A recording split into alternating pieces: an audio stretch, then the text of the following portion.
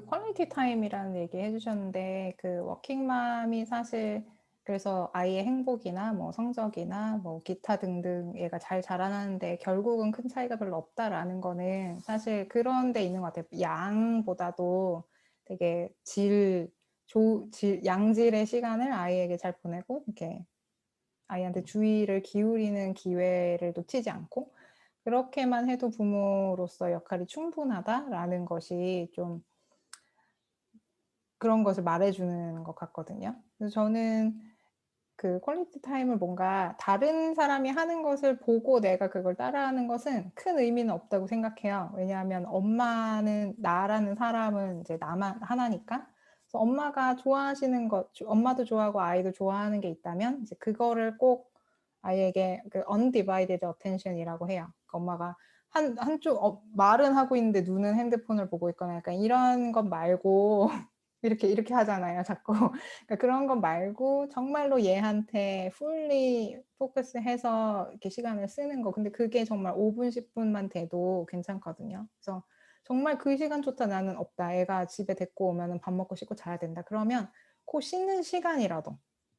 그래서 그 쉬는 시간에 뭐 머리 감겨주면서 뭐 우리 누구는 뭐 머리통도 예쁘네, 뭐 눈썹도 이쁘네, 등 만져주면서 우리 애기가 등이 이만큼 컸네.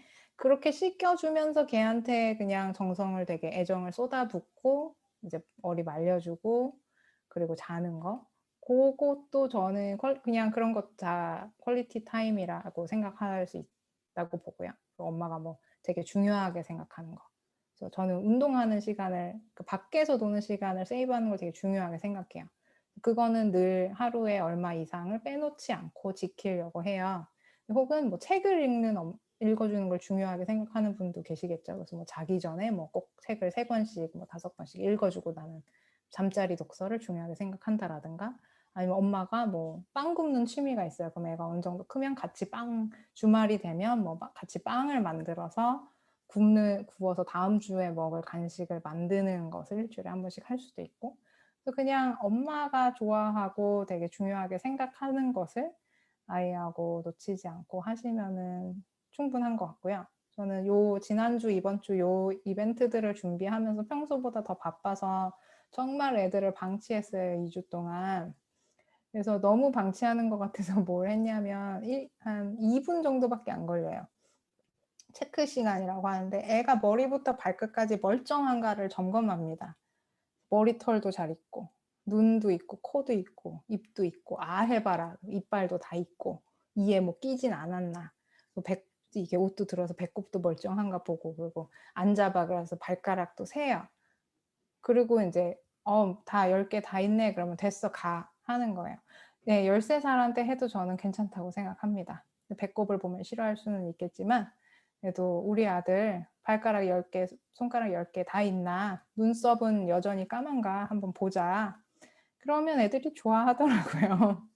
그래서 그렇게 한번 보고 오케이 문제 없네 가서 내고 해 그리고 이제 치우는 거죠 가라 그러고 그래서 엄마가 굉장히 다른 것을 다 제치고 너만 본다라는 메시지를 주면 그걸로 되게 충분한 것 같고 그게 요리를 하는 것도 되게 피곤한 일이긴 하지만 사실 뭘 해먹을지를 생각하는 시간에서 오는 피로가 되게 큰 것 같아서 점심 같은 경우는 약간 요일별로 그냥 정해져 있어요. 그래서 뭐 샌드위치, 파스타, 뭐 볶음밥 이렇게 간단한 거가 그냥 이렇게 월화수목금이 정해져 있고 그래서 뭘 할지 고뇌하지 않고 요일을 보면 수요일은 볶음밥 그럼 볶음밥 하고 그리고 뭐 야채를 몇 가지 그냥 토마토에 오이를 그냥 옆에 사이드로 주고 그래서 약간 식당 카페테리아 느낌으로 그냥 이렇게 매일매일 식단이 그냥 나가는 식으로 하고 그런데도 버티기가 힘들어서 요새는 일주일에 한 번씩 그 반찬을 해주시는 분의 서포트를 받습니다. 그게 뭐 잘 못 챙기면 피자를 한 번 시켜 먹은 것이 문제가 아니라 내가 피자를 시켜 놓았을 때 내가 받는 말하자면 자괴감 내가 이렇게 지방 관리를 제대로 못하고 애들한테 밥도 제대로 못 챙겨주고 약간 이런 기분이 드는 것이 되게 나를 좀먹거든요. 그래서 스트레스에 대해서 그래서 얘기를 조금 하자면 이 스트레스는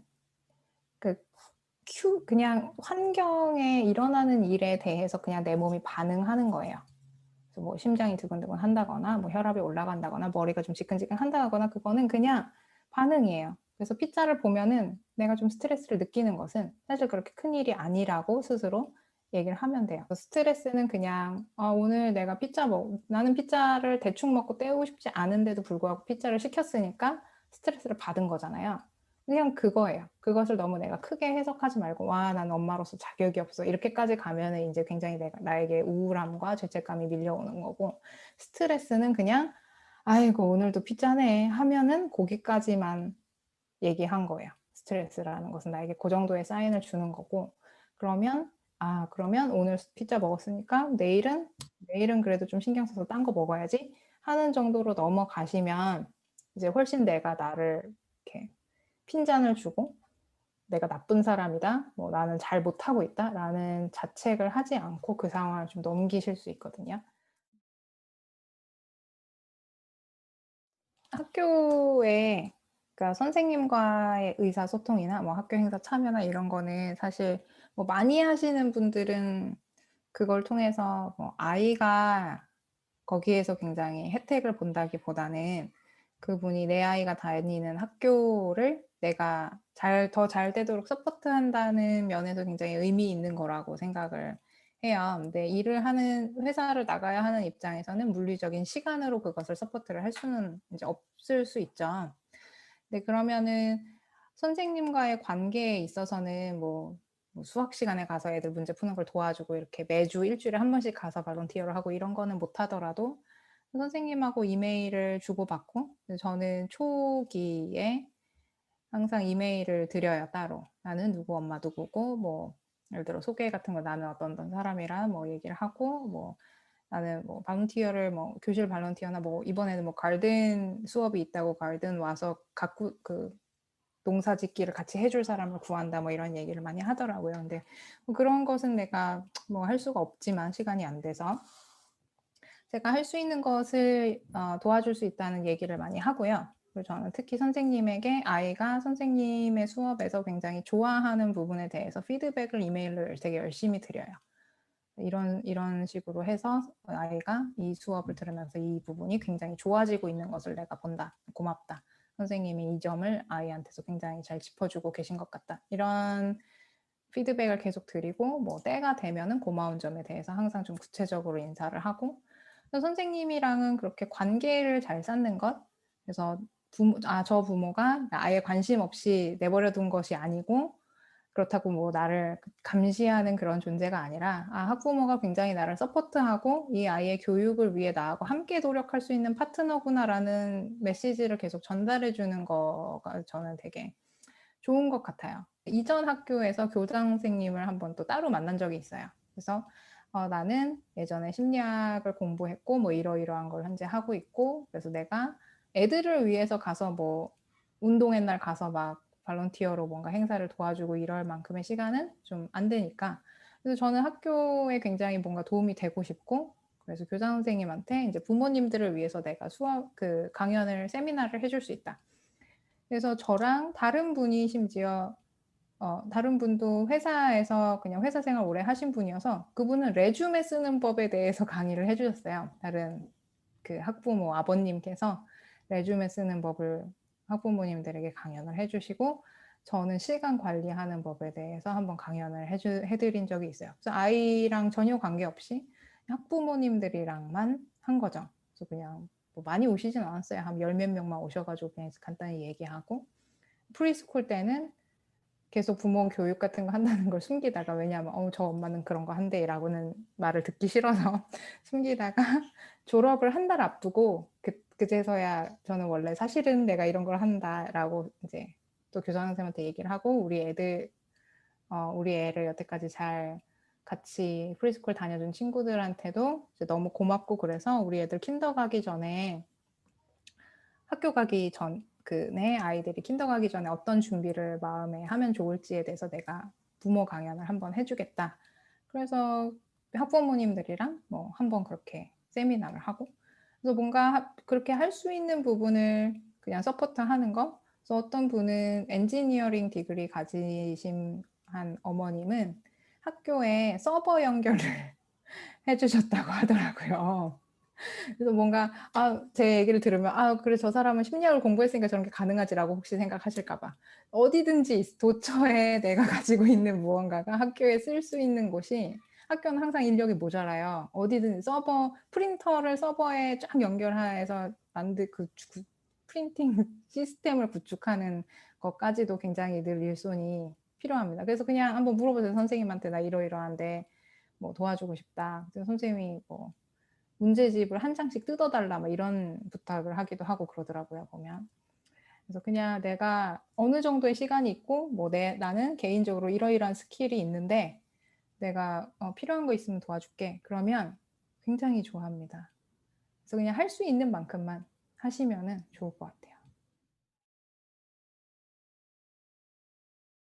근데 사실 말을 하는 원래 이렇게 막 조잘조잘 내가 오늘 뭘 했고 내 친구 누구가 뭐 무슨 옷을 입었고 막 계속 하는 애가 있고, 아무리 물어봐도 "몰라. 좋았어." "학교 어땠어?" "좋았어." "뭐가 좋았어?" 다?" 뭐 약간 "뭐 했어?" "놀았어." 항상 그러는 애도 있어요. 그래서 특별히 되게 엄마가 캐치해야 될 거는 변화예요. 갑자기 변하는 거. 그러니까 애가 늘 그냥 웃으면서 뭐 좋았어. 별거 없었어." 그러는 게 4년 5년 쭉 이어지고 있고, 학교에서도 여태까지 문제가 있었던 적이 없고, 아이가 잘 먹고 잘 자고 잘 싸고 잘 노는 생활을 하고 있다면 별로 걱정 안 하셔도 괜찮습니다. 근데 어느 날 갑자기, 그러니까 말을 잘하던 애가 말을 안 한다거나, 말은 계속 안 하는 게 똑같은데 뭐 갑자기 뭐 밥을 안 먹고 잠을 안 자고 뭔가 굉장히 신체적인 변화가 있다거나, 뭐 갑자기 그런 되게 심한 변화가 있으면 그런 것을 조금 눈여겨보실 필요는 있고요. 근데 그렇지 않고 그냥 늘 그냥 비슷비슷하게 안 가겠다 소리 안 하고 아침에 잘 가면 뭐 잘 다니고 있는 걸로 생각하셔도 되고요. 그리고 엄마가 이렇게 물어보는 거는, 학교에서 뭐 했어? 이렇게 물어보면 보통 잘 생각이 안 나요, 애들이. 특히 어리면 어릴수록. 그래서 정말 물어보고 싶으시면 되게 구체적인 거? 오늘 점심에 뭐 나왔어? 뭐 이런 거 있잖아요. 그래서 혹은 뭐 오늘 선생님이 책 읽어줬어. 무슨 책을 읽었다면 뭐 무슨 책을 오늘도 읽었어? 아니면 안 읽었어? 그래서 그냥 예, 아니오로 대답하거나 아니면 단답식으로 대답할 수 있는 것을 질문을 하면 그거를 하나 질문하고 거기에서 뭔가 이야기를 할 수 있고, 그리고 이게 오늘 경험을 쉐어하는 분위기를 만들기 위해 엄마가 얘기하고 저녁 먹으면서 엄마가 있었던 일, 아빠가 있었던 일, 그리고 너는 어땠니? 근데 너는 뭐 몰라 그러면 뭐 그냥 넘어가는 거고, 그러다 보면 어느 날 걔가 뭐 특별히 그런 게 있었으면 뭐 얘기할 수도 있고, 그렇게 그냥 대화하는 것을 그냥 연습하는 분위기 정도만 돼도 충분한 것 같아요.